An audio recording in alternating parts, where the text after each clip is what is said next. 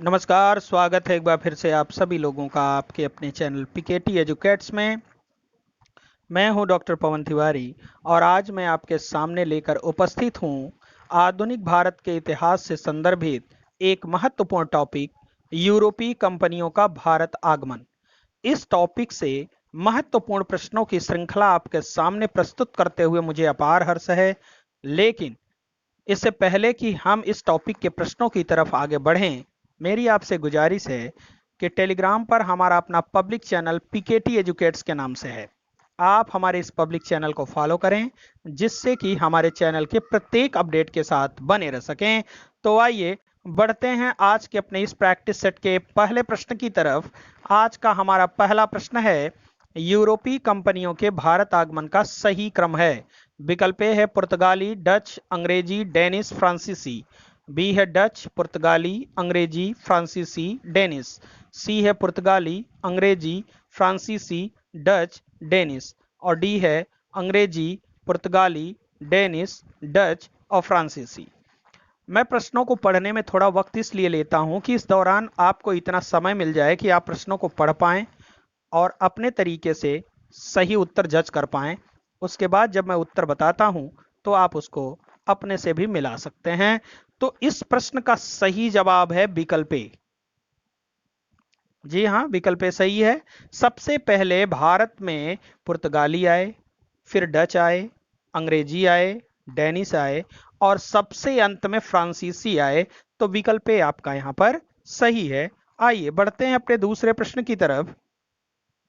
पुर्तगाली भारत में किस मार्ग से आए? विकल्प ए है वायु मार्ग से, बी है जल मार्ग से, सी है स्थल मार्ग से और डी है वायु तथा स्थल मार्ग से। इसमें आपका सही जवाब है विकल्प बी, जल मार्ग से आए। जी हां, आपकी जानकारी के लिए मैं बता दूं, 15वीं शताब्दी के पूर्व एशियाई हिस्सों पर अरबों का तथा यूरोपीय हिस्सों पर इटली वासियों का व्यापारिक कब्जा था। आप कह सकते हैं एकाधिकार था। इटली की उन्नति देखकर नव उदित यूरोपीय राष्ट्रीय राज्य भी व्यापार के लिए लालायित हो उठे, परंतु इटली वासियों के एकाधिकार और साथ ही 1453 ईस्वी में कुस्तुनतूनिया पर तुर्कों का अधिकार हो जाने की वजह से वे परंपरागत सामुद्रिक मार्ग का प्रयोग नहीं कर सकते थे। इस वजह से इन सभी लोगों को एक नवीन समुद्री मार्ग की तलाश करनी पड़ी और इसके लिए बाध्य होना पड़ा, क्योंकि नवीन समुद्री मार्गों के ऊपर किसी का कब्जा नहीं रहता और अगर ये नवीन समुद्री मार्ग खोजते तो उसके माध्यम से वो एशिया के उन महाद्वीपों की तरफ अग्रसर होते, वहां पर अपना व्यापारिक संबंध स्थापित करते। उसकी वजह यह थी कि यूरोपीय देशों में भारत के मसालों की सबसे ज्यादा डिमांड थी। जाड़े की ऋतु में मांस को सुरक्षित रखने और शराब में मसाले को मिलाकर उसे गर्म पेय के रूप में प्रयोग करने की एक परंपरा यूरोप वासियों में चली आ रही थी और इस वजह से यूरोपियों के बीच में ऐसे मसालों की जबरदस्त डिमांड थी जो भारत या भारत के आसपास के एशियाई देशों में प्राप्त होते थे। फिलहाल इसके केंद्र में भारत ही था, ये जानते रहिए। तो इस नाते से ज्यादातर यूरोपीय देश भारत में आकर के इन मसालों के परिप्रेक्ष्य में अपना व्यापारिक संबंध स्थापित करना चाहते थे और इस तरह की यात्रा की शुरुआत स्पेन और पुर्तगाल ने सबसे पहले किया। तो स्पेन और पुर्तगाल के लोगों ने अपने आदमियों को समुद्री मार्ग से भेज करके नवीन समुद्री मार्ग खोजने की एक परंपरा शुरू की और इस वजह से इसी मार्ग से पुर्तगाली भारत में आए थे। तो विकल्प बी आपका यहां पर सही है, जल मार्ग से। आइए बढ़ते हैं अपने अगले प्रश्न की तरफ। हमारा अगला प्रश्न है, हेनरी द नेविगेटर के नाम से कौन मशहूर था? विकल्प ए है हेनरी सप्तम, बी है हेनरी पंचम, सी है राजकुमार डॉन हेनरिक और डी है हेनरी नाविक। इसमें सही जवाब है आपका राजकुमार डॉन हेनरिक। राजकुमार डॉन हेनरिक पुर्तगाल का राजकुमार था और समुद्री अभियानों में उसकी विशेष रुचि थी। इसी वजह से इतिहास के पन्नों में वह हेनरी द नेविगेटर के नाम से मशहूर है। तो आइए बढ़ते हैं अपने अगले प्रश्न की तरफ। अमेरिका नाम किसके नाम पर पड़ा? विकल्प ए है कोलंबस, बी है अमेरिका वेस्पुसी, सी है अमेरिगो वेस्पुसी और डी है इसाबेला। इसमें आपका सही जवाब है विकल्प सी, अमेरिगो वेस्पुसी। यह एक प्रसिद्ध नाविक था और इसी के नाम पर अमेरिका का नाम पड़ा। जबकि अमेरिका की खोज किसने किया था? कोलंबस ने किया था। लेकिन अमेरिका का नाम किसके नाम पर पड़ा? एक नाविक के नाम पर, और उस नाविक का क्या नाम था? Amerigo Vespucci. जी हां, आइए बढ़ते हैं अपने अगले प्रश्न की तरफ। कोलंबस मूल रूप से कहां का निवासी था? विकल्प है स्पेन, बी है इटली, सी है पुर्तगाल और डी है अमेरिका। इसमें सही जवाब है आपका विकल्प बी, इटली। कोलंबस मूल रूप से कहां का निवासी था? इटली का निवासी था। तो लेकिन यहां पर एक और महत्वपूर्ण चीज आप जानिएगा, कोलंबस रहने वाला तो इटली का था, लेकिन स्पेन की महारानी इसाबेला ने एक यात्रा प्रस्तावित की थी भारत के लिए, और उस यात्रा का प्रतिनिधित्व किसने किया? कोलंबस ने किया। कोलंबस को उन्होंने भारत की यात्रा पर भेजा था इटली की तरफ से, और इसी वजह से कोलंबस को स्पेन का कोलंबस कहा जाता है। लेकिन वास्तव में कोलंबस कहां का रहने वाला था? इटली का रहने वाला था। विकल्प बी आपका सही है। आइए बढ़ते हैं अपने अगले प्रश्न की तरफ। हमारा अगला प्रश्न है, भारत की खोज हेतु कोलंबस की यात्रा किसने प्रायोजित किया था? अभी अभी ऊपर के प्रश्न में हमने बात किया था, तो मैंने आपको बताया था कि महारानी इसाबेला ने कोलंबस की यात्रा को प्रायोजित किया था भारत के परिप्रेक्ष्य में। और महारानी इसाबेला कहां की रहने वाली थी? स्पेन की रहने वाली थी, और इसी वजह से कोलंबस को स्पेन का कोलंबस कहा जाता है। विकल्प बी आपका यहां पर सही है, महारानी इसाबेला। आइए बढ़ते हैं अपने अगले प्रश्न की तरफ। सर्वप्रथम उत्तमाशा अंतरीप तक की यात्रा किया था। विकल्प ए है बार्थोलोमेव डियाज, बी है कोलंबस, सी है वास्को डी गामा और डी है डॉन हेनरिक। 1487 ईस्वी में पुर्तगाली नाविक बार्थोलोमेव डियाज ने सर्वप्रथम अफ्रीका के दक्षिण में स्थित उत्तमाशा अंतरीप तक की यात्रा की थी। किसकी यात्रा की थी? उत्तमाशा अंतरीप तक की यात्रा की थी। यह पहला ऐसा व्यक्ति था जिसने उत्तमाशा अंतरीप तक की यात्रा किया था, और यहीं से यह वापस पुर्तगाल वापस लौट गया था, यह ध्यान रखिएगा। इसलिए उत्तमाशा अंतरीप तक की यात्रा करने वाला पहला व्यक्ति कौन था? बार्थोलोमेव डियाज था। विकल्प आपका यहां पर सही है। आइए बढ़ते हैं अपने अगले प्रश्न की तरफ। बार्थोलोमेव डियाज ने उत्तमाशा अंतरीप तक की यात्रा कब की? अभी अभी ऊपर के प्रश्न पर जब चर्चा किया था मैंने, तो आपको बताया था। तो विकल्प ए है 1483 ईस्वी, बी है 1484 ईस्वी, सी है 1487 ईस्वी और डी है 1488 ईस्वी। तो बार्थोलोमेव डियाज ने उत्तमाशा अंतरीप तक की यात्रा कब किया था? 1487 ईस्वी में किया था, और उत्तमाशा अंतरीप तक की यात्रा करने के बाद वह वापस पुर्तगाल चला गया था। तो आइए बढ़ते हैं अपने अगले प्रश्न की तरफ। कोलंबस भारत की खोज के लिए कब निकला?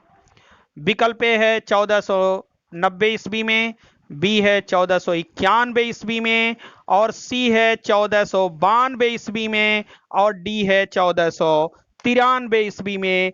आपको जवाब देना है। इसमें आपका सही जवाब है विकल्प सी, 1492 ईस्वी में कोलंबस भारत की खोज के लिए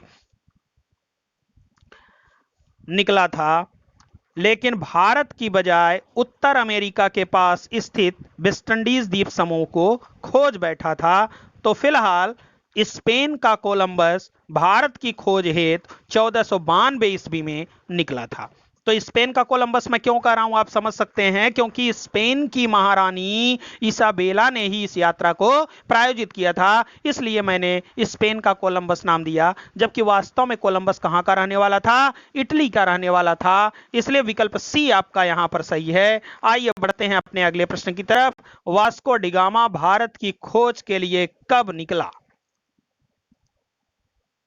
बहुत ही महत्वपूर्ण प्रश्न है, कई बार परीक्षाओं में पूछा गया है। विकल्प ए है 1495 ईस्वी, बी है 1496 ईस्वी, सी है 1497 ईस्वी और डी है 1498 ईस्वी।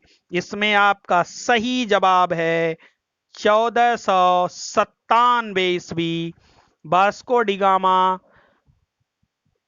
कहां से?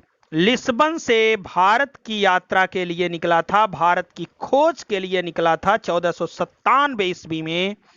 तो विकल्प सी आपका यहां पर सही है। वास्को डी गामा कहां से निकला था? लिस्बन से निकला था। यह भी प्रश्न बन सकता है। वास्को डी गामा 1497 ईस्वी में लिस्बन से भारत की खोज के लिए निकला था। तो विकल्प सी आपका यहां पर सही है। आइए बढ़ते हैं अपने अगले प्रश्न की तरफ। वास्को डी गामा केरल के मालाबार तट में स्थित कालीकट बंदरगाह पर कब पहुंचा? विकल्प ए है 17 मई 1498 ईस्वी, विकल्प बी है 18 मई 1498 ईस्वी, और सी है 19 मई 1498 ईस्वी, और डी है 20 मई 1498 ईस्वी। तो इसका सही जवाब है विकल्प ए 17 मई 1498 ईस्वी को वास्को डी गामा केरल के मालाबार तट में स्थित कालीकट बंदरगाह पर पहुंचा था। और उस समय कालीकट का बादशाह था जमोरिन।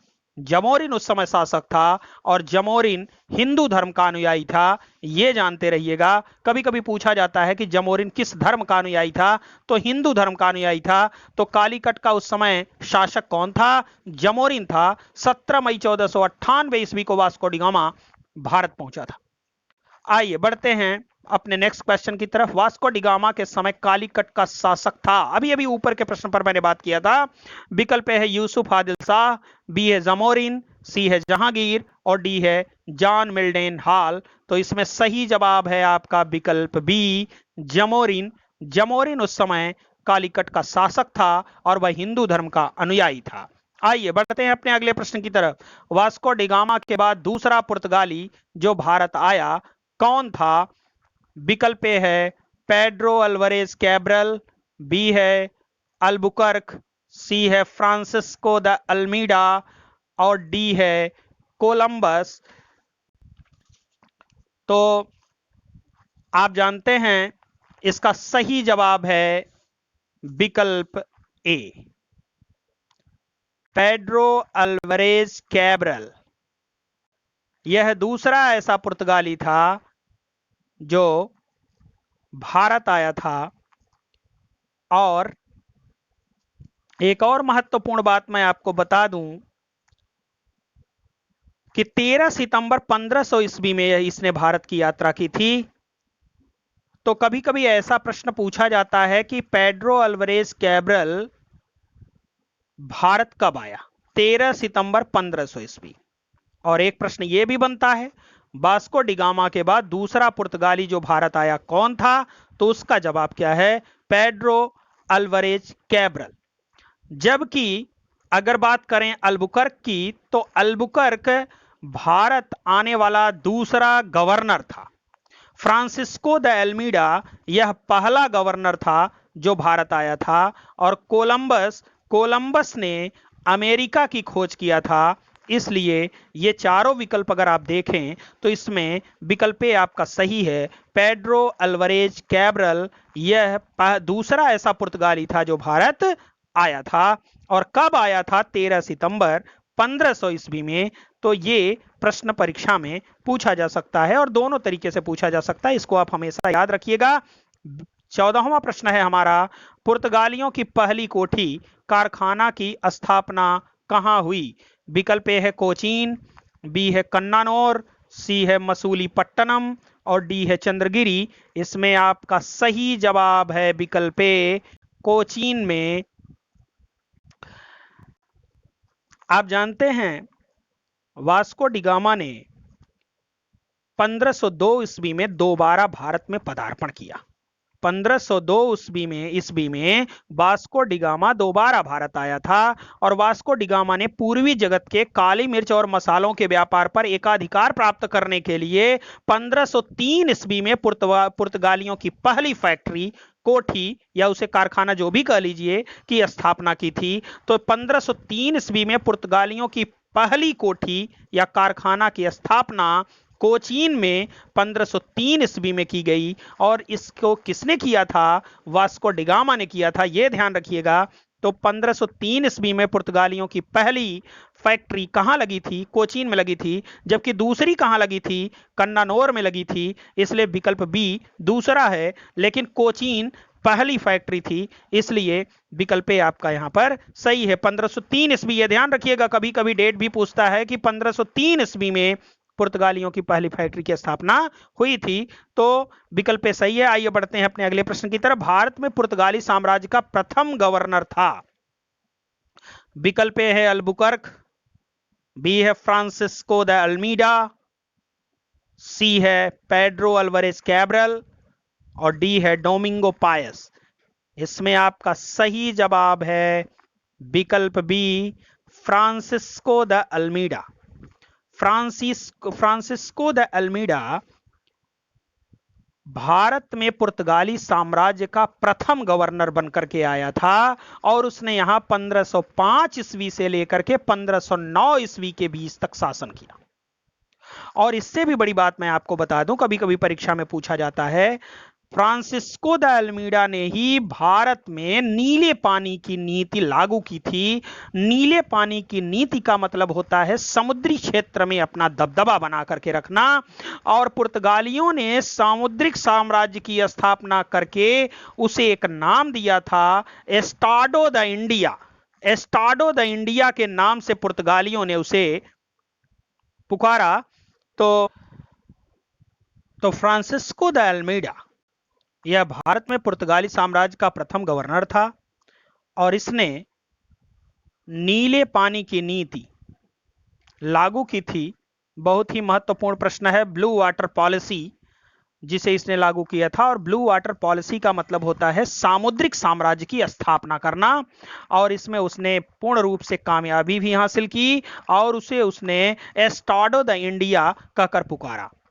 तो आइए पढ़ते हैं अपने अगले प्रश्न की तरफ। हमारा अगला प्रश्न है, नीले पानी की नीति ब्लू वाटर पॉलिसी को किसने लागू किया? अभी अभी ऊपर के प्रश्न पर मैंने इस पर चर्चा किया था। विकल्प ए है पेड्रो अल्वारेज कैब्रल, बी है फ्रांसिस्को द अल्मीडा, सी है अल्बुकर्क और डी है जमोरिन। तो इसमें सही जवाब है आपका फ्रांसिस्को द अल्मीडा। विकल्प बी आपका यहां पर सही है। आइए बढ़ते हैं अपने अगले प्रश्न की तरफ। वास्को डिगामा दोबारा भारत कब आया? विकल्प ए है 1500 ईस्वी, बी है 1502 ईस्वी, सी है 1503 ईस्वी और डी है 1505 ईस्वी। तो वास्को डिगामा भारत दोबारा कब आया था? 1502 ईस्वी में आया था और 1503 ईस्वी में उसने कोचीन में पुर्तगालियों की पहली फैक्ट्री स्थापित की थी। जबकि 1505 ईस्वी में फ्रांसिस्को द अल्मीडा भारत का पहला पुर्तगाली गवर्नर बनकर आया था। और जबकि 1500 ईस्वी की अगर बात की जाए तो पेड्रो अल्वारेज कैब्रल जो दूसरा पुर्तगाली था उसने 1500 ईस्वी में भारत की यात्रा की थी। तो कहने का मतलब ये चारों डेट आप जो है बहुत ही महत्वपूर्ण है, इसको याद करके रखिए। 1500 ईस्वी पेड्रो अल्वारेज कैब्रल दूसरा पुर्तगाली था, उसकी भारत की यात्रा। 1502 ईस्वी वास्को डिगामा का दोबारा भारत आना। 1503 ईस्वी कोचीन में पुर्तगालियों की पहली फैक्ट्री और 1505 ईस्वी में फ्रांसिस्को द अल्मीडा भारत में पुर्तगाली साम्राज्य का प्रथम गवर्नर बनकर आया। तो ये चारों डेट जो है बहुत महत्वपूर्ण है। आइए बढ़ते हैं अपने अगले प्रश्न की तरफ। भारत में पुर्तगाली साम्राज्य का वास्तविक संस्थापक माना जाता है।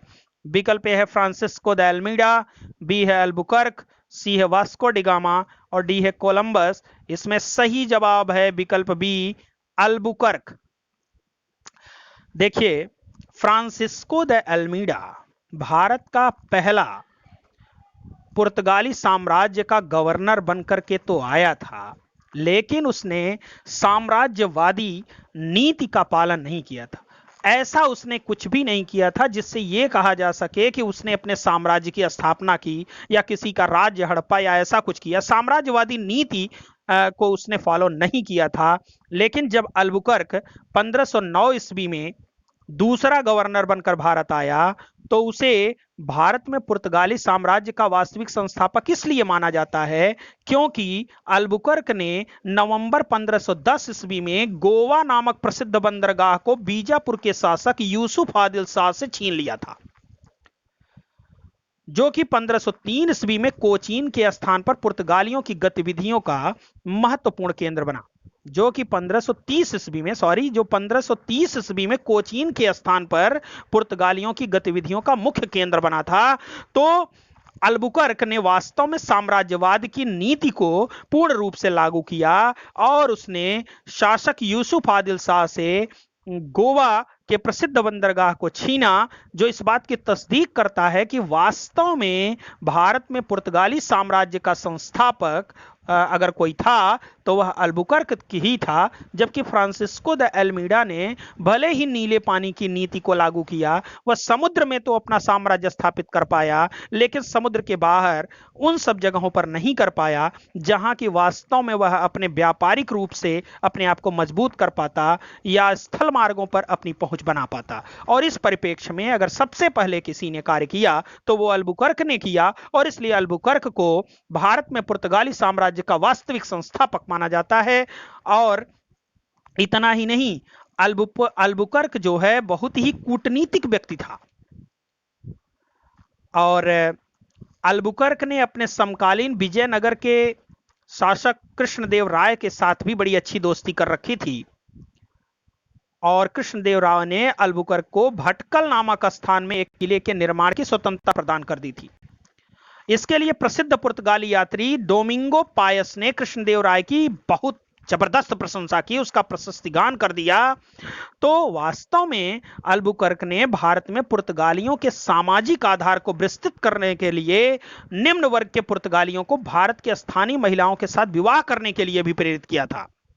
अल्बुकर्क ने इतना ही नहीं, सती प्रथा को भी प्रतिबंधित करने का प्रयास किया था। 1515 ईस्वी में अल्बुकर्क की मृत्यु गोवा में ही हो गई थी और वहीं पर उसे दफना दिया था। तो कहने का मतलब, अल्बुकर्क वास्तव में भारत में पुर्तगाली साम्राज्य का वास्तविक संस्थापक था। तो आइए बढ़ते हैं अपने अगले प्रश्न की तरफ। हमारा अगला प्रश्न है, वास्को डी गामा तीसरी बार भारत कब आया?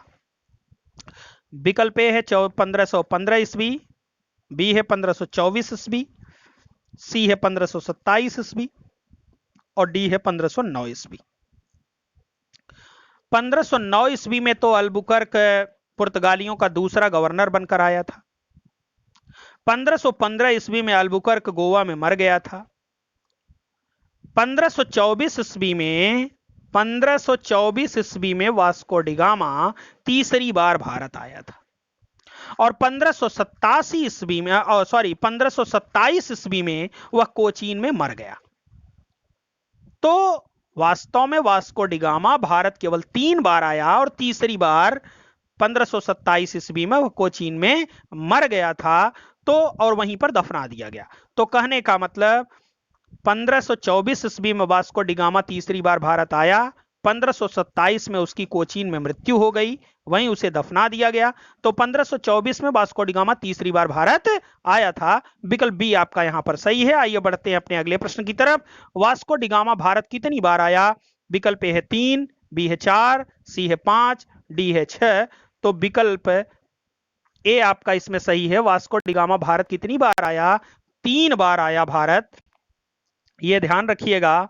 पहली बार वास्को डी गामा भारत कब आया था? 17 मई 1498 ईस्वी को। दूसरी बार वास्को डी गामा भारत कब आया था? 1502 ईस्वी में। और तीसरी बार वास्को डी गामा भारत आया 1524 ईस्वी में, और 1527 ईस्वी में यहीं भारत में कोचीन में वास्को डी गामा की मृत्यु हो गई और वहीं उसे दफना दिया गया। तो वास्को डी गामा भारत कितनी बार आया? 3 बार आया। विकल्प ए आपका यहां पर सही है। और इसी के साथ आज हमारे प्रश्नों की यह महत्वपूर्ण श्रृंखला भी समाप्त हुई। तो अब मैं लूंगा आपसे विदा। That's all. Thanks to all of you.